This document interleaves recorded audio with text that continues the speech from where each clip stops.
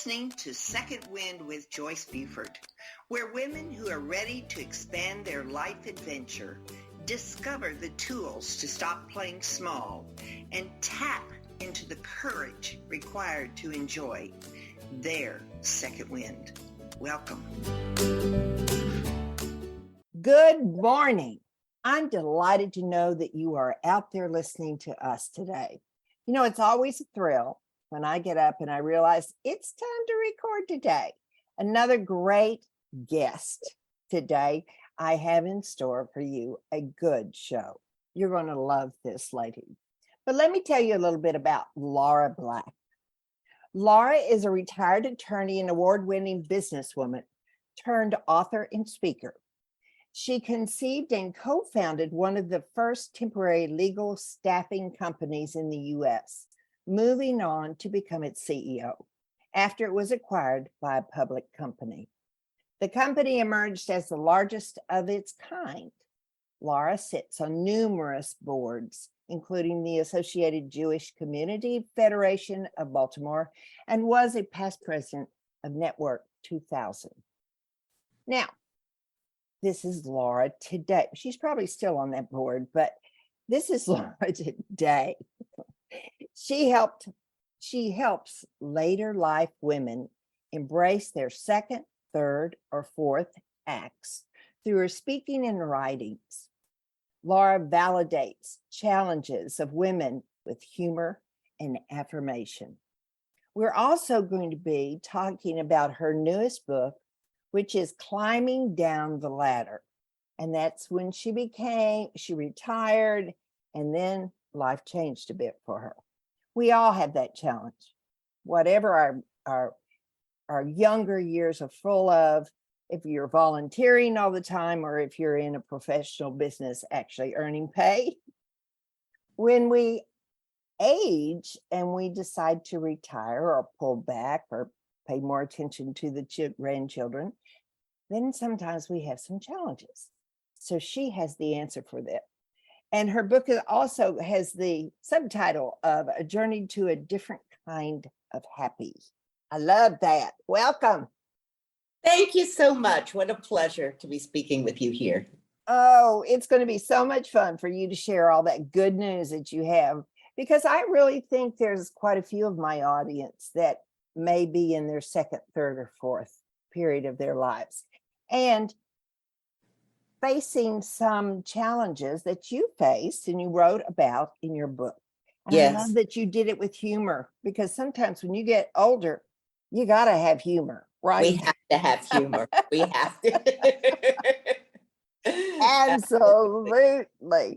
So we're going to be talking about that. But I want to know what sparked your change. One, that you decided it was time to retire, and also some of those emotions you went through when you did retire. Yeah.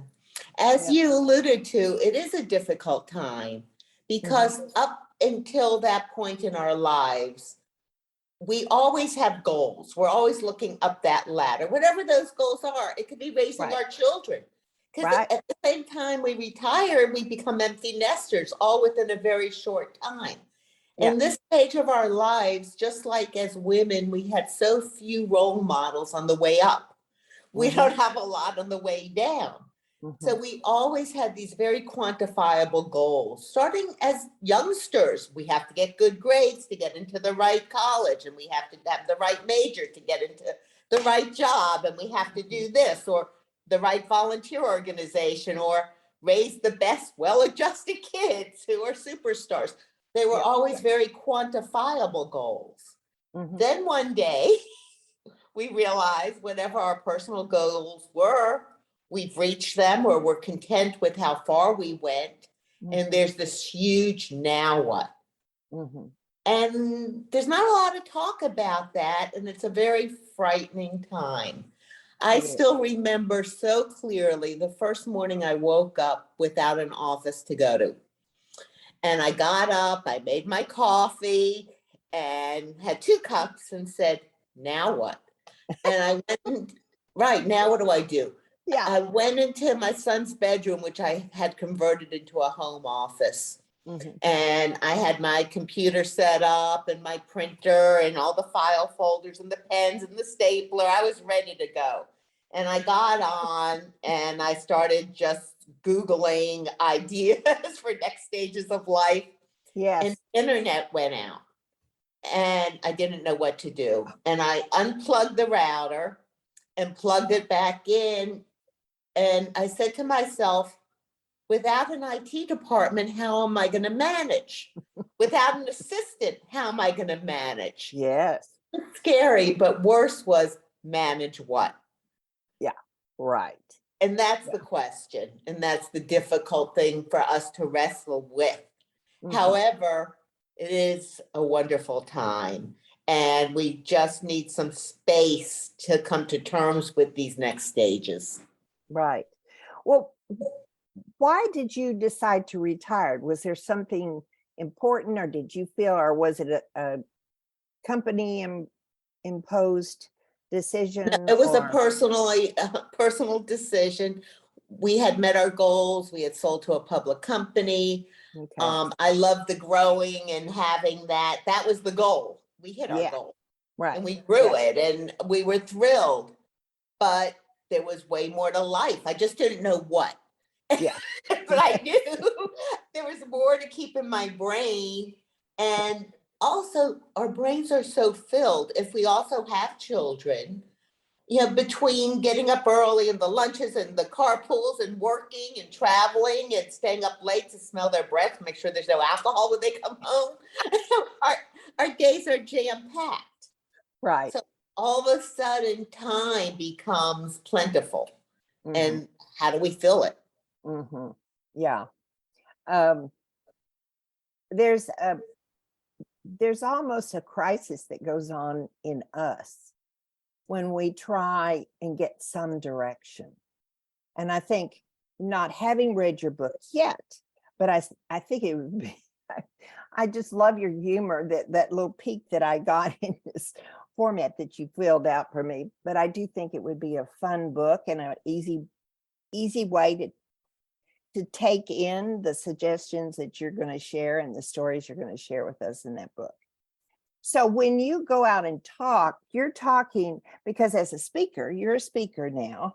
And what is your primary theory that you talk about in your keynotes? Yes, thank you. Well, first, it depends on the audience. Yeah. Some audiences are working, are retired Mhm. people. We actually have lots of audiences with men also. Oh, Because really? they face retirement issues. I That's wrote this true. geared towards women because that's what I know. Uh-huh. Right. But it's interesting. So we have audiences of men and women. We have audiences of women who didn't have jobs per se where they got paid, but their job was raising their children, keeping the house, making sure everyone's fed, and the hardest job in the world. And what do? So the audiences are different, and we focus on different aspects depending on the audience. But the main point is it's a process, and it's not about finding another ladder to climb. Yeah. A lot of women I've spoken with, they've retired and they go into this frenzy of saying yes to anything that comes along. Will you chair this? Will you be president of this?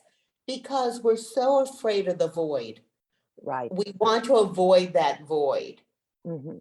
because Mhm. it's unsettling. Mhm. So we talk about don't jump into anything. You don't have to. It's okay. You will get through that. Change has to come from within with what we really want, not just panicked grabbing as something to keep us busy. Yeah. Then we look at how we spend our time. And I like using a wheel. And if Mhm. you use a wheel, we could divide it into sections. Mhm. So our career, we had a career or volunteering, or what we did is a section of the wheel. Uh-huh. Our relationships are a section. Uh-huh. And our health, our community, our spirituality, learning, leisure. we can look at now how many hours we have and what space do we spend our time versus how would we like to spend our time. And there's so much room for expansion. For example, how many times have we had the opportunity to go have lunch with an adult child at their work? We don't get to do that because we're too busy. Or the neighbor we pass and wave to actually sit down and have a cup of coffee. Right. So relationships, or call that old roommate from college. So that's one area where we can get so much joy and fulfillment. As I mentioned, another area is our health. You know, I always use the excuse, I don't have time to work out. Who has time to work out? I can't pull that one anymore. No. So whatever that means to each of us, I'm not a fitness fanatic whatsoever, but I have realized as I age, if I move, I feel better. So I could spend an hour taking a walk. We couldn't do that before. We were too busy. So whatever that means to us, we could explore yoga, Pilates, whatever we want. We have the time to sample. We never had that. We could try something different every month and see what empowers us. Our community, it's incumbent upon all of us to give of ourselves to causes that matter. And there's no shortage of those. Right. Whether it's our religious institution, whether it's, the elderly, whatever it is, now's the time, whether we're reading books to children, we can, and again, sample, try things. It's kind of like when you're going shopping for a dress for a wedding. We have to try on a few before we know what we feel good in. Yes. So there's no one right answer. It's trying and listening to ourselves. Yeah. And I think it takes a little bit of courage on our part to decide to go out and face things that are not in our wheel. Like go see if I like to paint, do a painting class. You have to go exercise, because the one thing I have discovered is if you don't exercise, your body goes away. The strength of your body goes away. And so in preparation for a trip that I was going to go on, and it involved climbing up a sort of mountain, but it wasn't like mountain climbing. It was a leisure trip. And I looked at myself and I went, oh my gosh, I can't walk up that mountain. I can't do that. What am I going to do? So immediately I thought, well, I have to go to the gym. And I was so impressed working with a coach that the help that gave me balance. It gave me lots more courage in able to know I can walk up that hill. That's right. Versus stay at the bottom and go, oh, I'll just wait for y'all. Right. That didn't work. That didn't work. I'll wait. I'll sit on the bench and wait. Right. It's very I'll cheer you on. Right. It's empowering. It is. It is. And even after I went on that trip, climbed successfully, came home, I knew by then that I don't have a choice. The choice is, do I want to stay healthy or not? And I want to stay healthy because I have a long life to live. Right. So it's really important. Yes. And we have the time now to find out how we would like to do that. We have the time to go food shopping and look for and read labels. Oh, yes. We don't have to rush within 20 minutes to get dinner ready for a family of 5. Yes. We have the time. We also, as you alluded to with the painting, I call that either learning or leisure. There's a whole world out there. And anything could be interesting if it's presented in the right way. Right. Yeah. And now, because of COVID, everything's online. So we could sample almost from French literature to Roman art to music to history. Everything's at our fingertips. Right. And it's just, as you said, it's taking that class. It's keeping an open mind. And it's okay. If it's not for us, we'll move on to the next thing. But if Right. we don't try, we're never going to get there. Right. Yeah. It's sort of like peeling back layers of your personality that you've covered up over the years because life required it. And it's really important to peel. Yes. It's important to peel, very important to peel.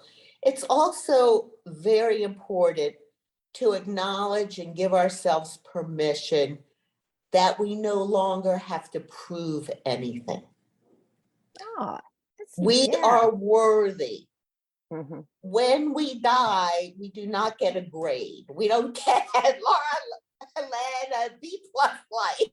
Yes. You know, Joyce with Yes. an A-. Thank goodness. There's no grades. Right. We no longer have to prove. We've Mhm. done enough. We Mhm. are enough. We are worthy. Mhm. This is a time to expand and appreciate, but not out of proof.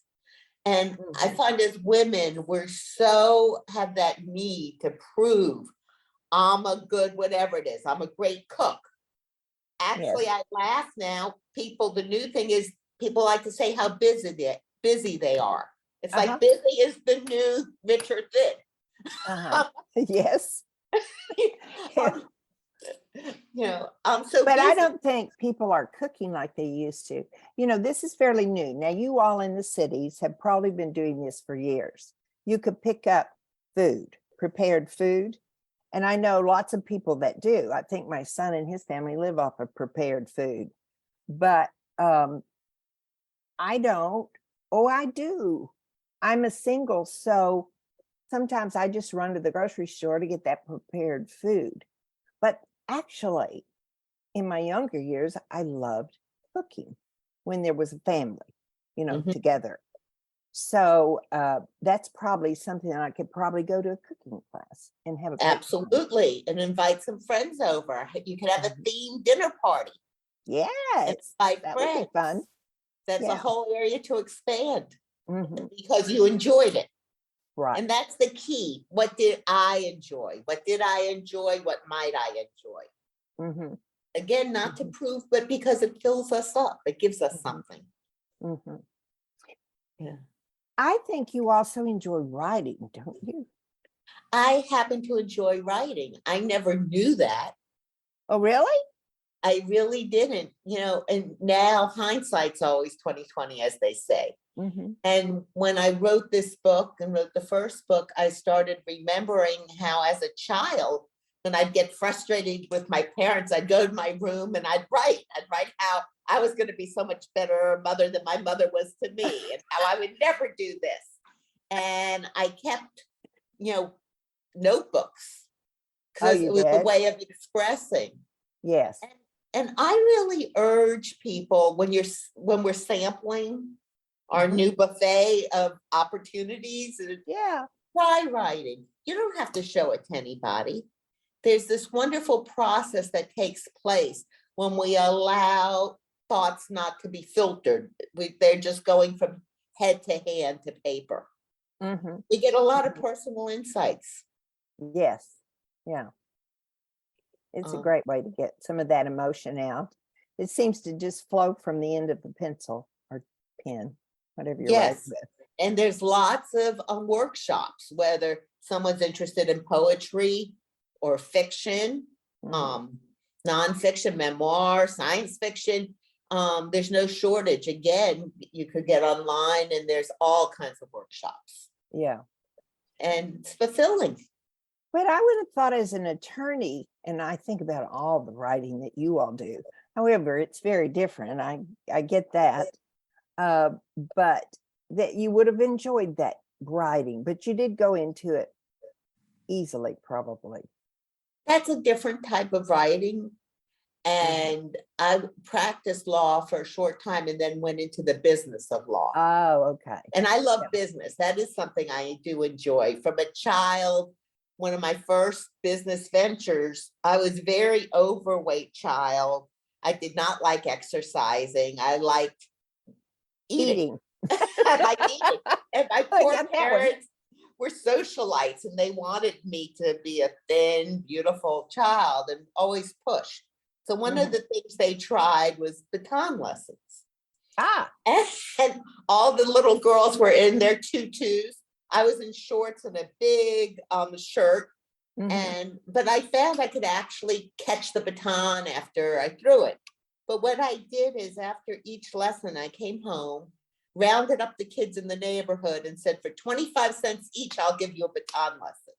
Oh, and you are a businesswoman.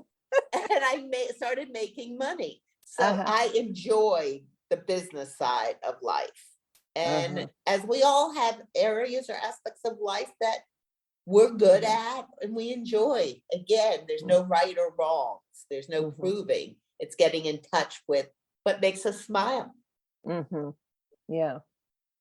So did you come by the comedy though, the lightheartedness and the laughing? Just that was part of your personality from younger years, I would think.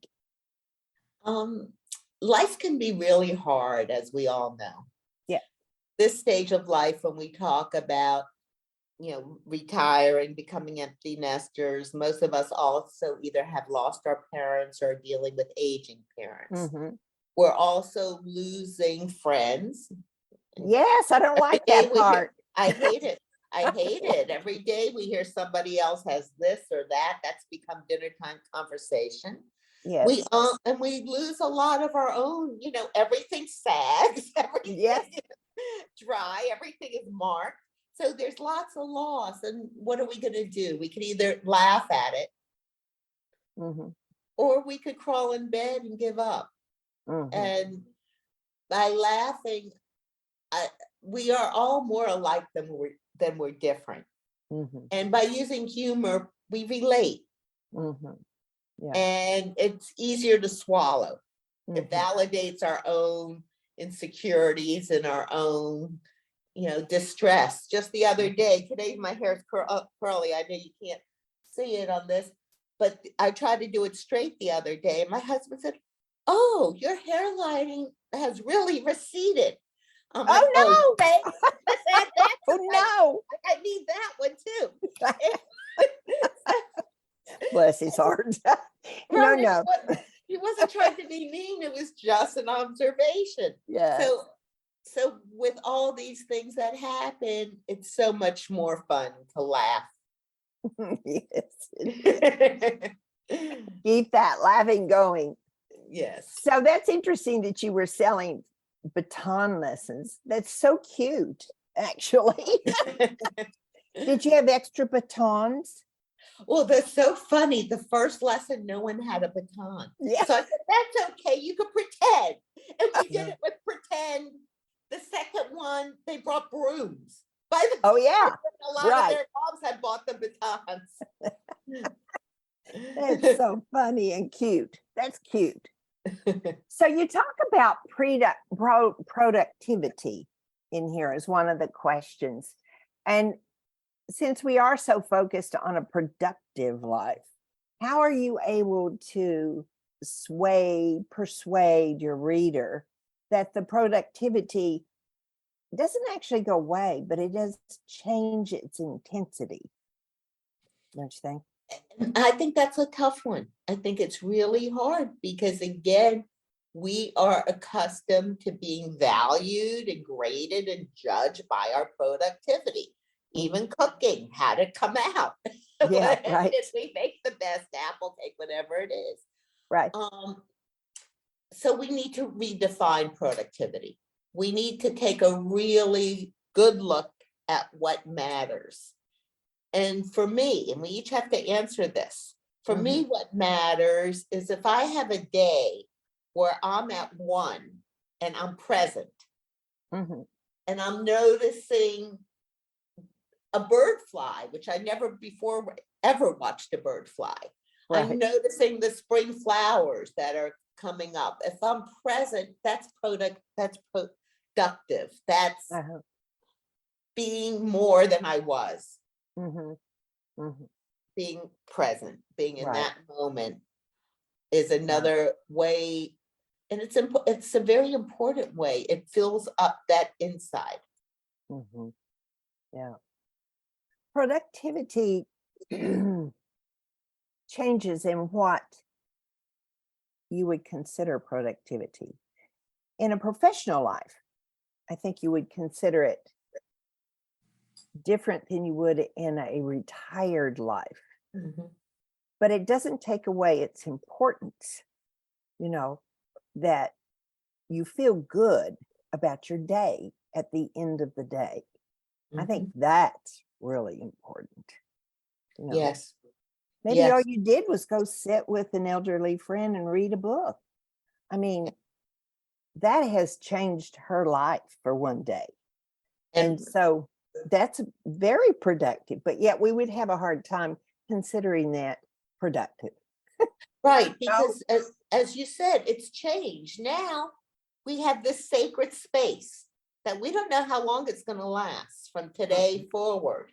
It's a Mhm, gift, mhm, and it's being productive is maximizing that space.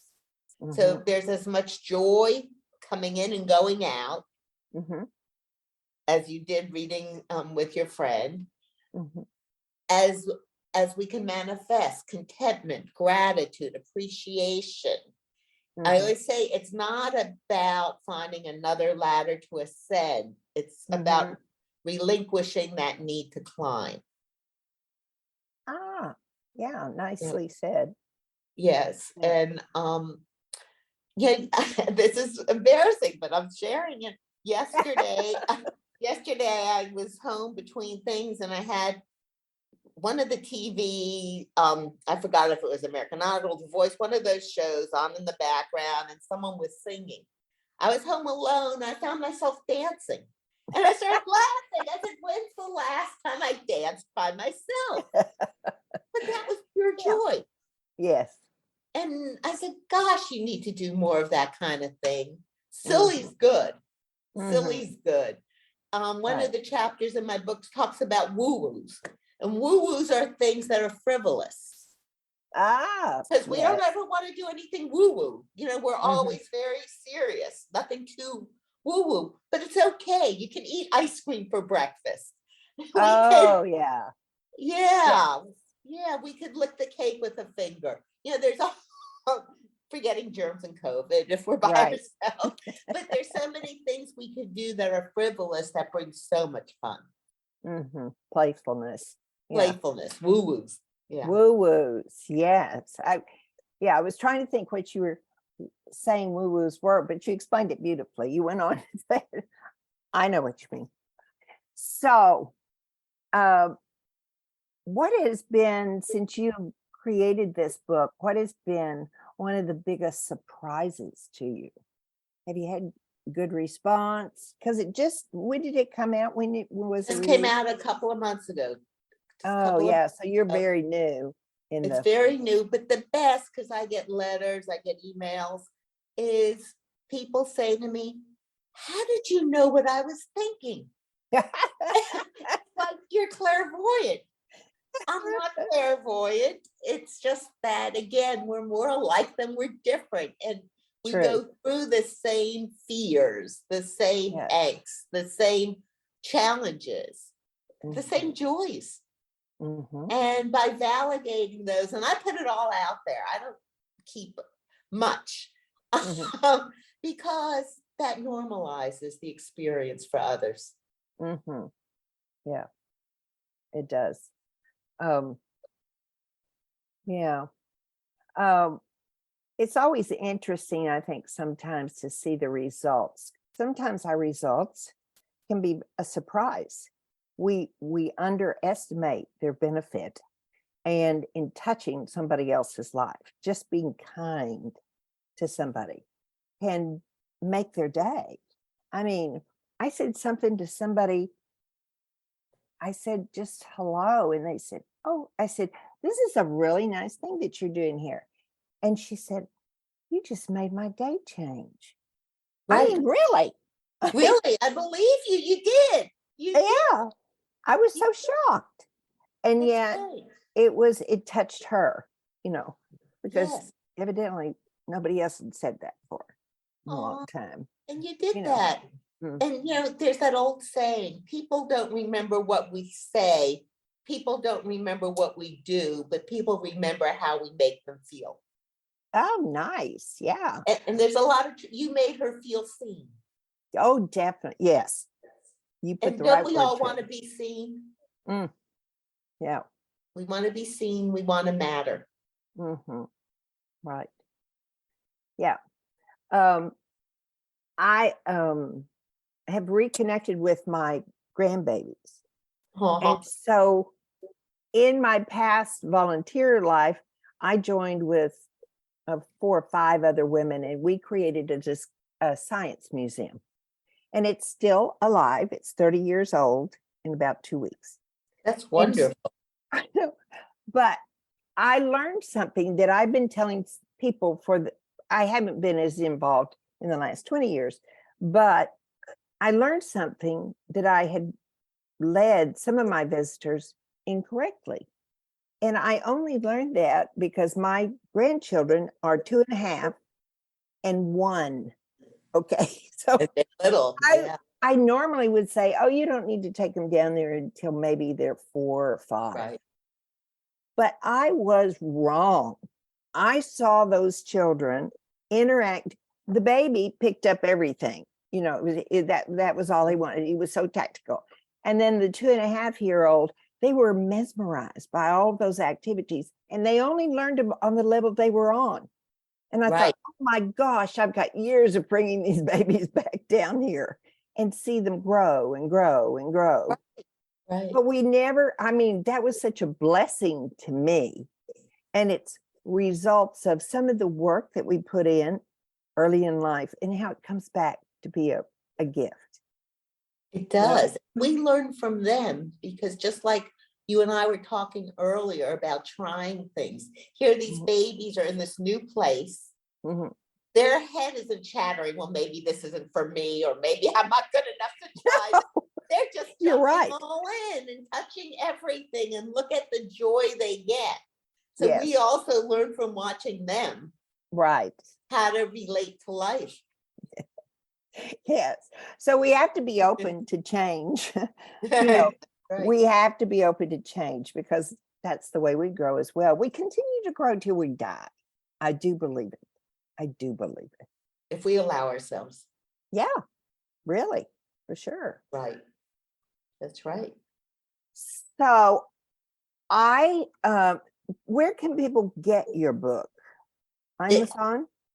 Amazon has it in hard copy, soft copy, Kindle, and Audible. Oh, so great. If you want to read, you can just listen. And then also on all the other, from the Barnes and Nobles and almost every place that sells books.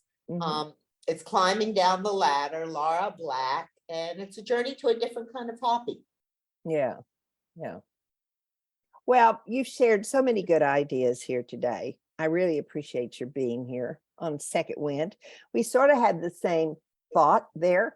Second wind is what I call it. You call it second, third, or fourth act.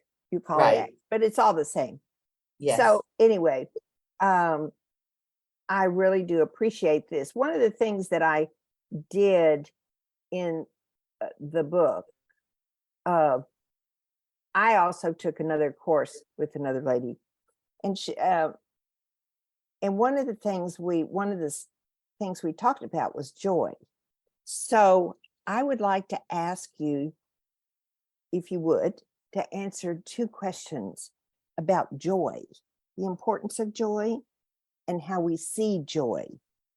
Are you willing? Absolutely. It's a challenge. I like a challenge. It's okay, good. Okay, so the first one, if you would you please share with my audience the time that you can think of where you've experienced joy? It was actually very recently. I had a big birthday, one of those that ends in a 0. Oh dear. And unbeknownst to me, my adult children arranged a dinner. And at the dinner, they used this platform where people recorded messages. They went around to people important in my life. Mm-hmm. And the joy was the love that poured out, that I will tear up now. Such love just filled my heart, and with such joy. It was just absolutely amazing. Yeah. Was there a physical, this is another part to that. Where did you feel that in your body? My heart swelled, my eyes watered, the corners of my lips shot up to my ears. Yes. And my arms had a hug. I have 3 kids and 3, they're all Right. married, and 3 grandchildren, and I couldn't hug them enough. Right. And my sister was there, and it was just wonderful. Yeah. It's the love. My husband, it's that love. Right. For the listening audience as well, what would you say would be something to prepare them for experiencing love in their life? Joy, sorry, not love. Love is okay too, but we're talking about joy. Sorry. To be open. It's not always planned. It was, like I said yesterday, dancing to that song. Yes, that was joy. That Certainly. was total joy. Uh-huh. To be open to it. It's, when we're looking to buy a car, all of a sudden we notice all the brands on the road. The rest of the year, unless we're car, enthusiasts, we don't look at the car brands. But if we're shopping for a car, all of a sudden we notice and say, oh, I kind of like that. What brand is it? Oh, that's too big. We could look at the world like that for opportunities for joy. Mm. Yeah. We could look out and watch the children playing and just take it in. Mm-hmm. Watch the newlyweds or the couple holding hands. We get so much joy from observing the joy and love of others if we keep our hearts open. Yeah, that's very good. Very good recommendation. Well, we have come to the end of our time today. And so I really want to thank you very much for being on Second Wind. You've given us great information. And I do hope that my audience will go out and buy Climbing Down the Ladder, because I know you're going to be filled with great ideas and really laugh a lot. So I appreciate that.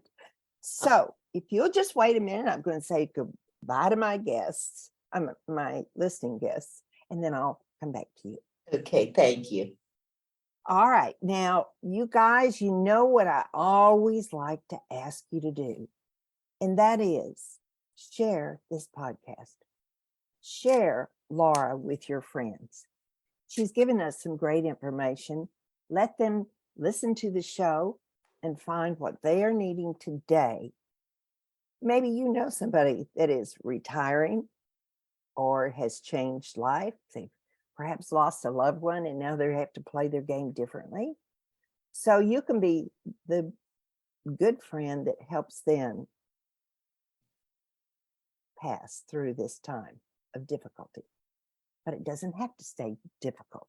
It just is for a fleeting moment while we readjust to what we will be going forward. So thank you for being here today. As always, I'd love to know that you're out there, and I look forward to talking to you next week. Thanks for being here. Bye. Joyce Buford returns next week at the same time for another edition of Second Wind. Through the Joyce Buford Empowerment System, women are receiving the support they need through their transitions and are able to reclaim their true purpose with confidence. They receive the tools they need to map out new lives. You can find out more about her coaching services at joycebufordempowers.com.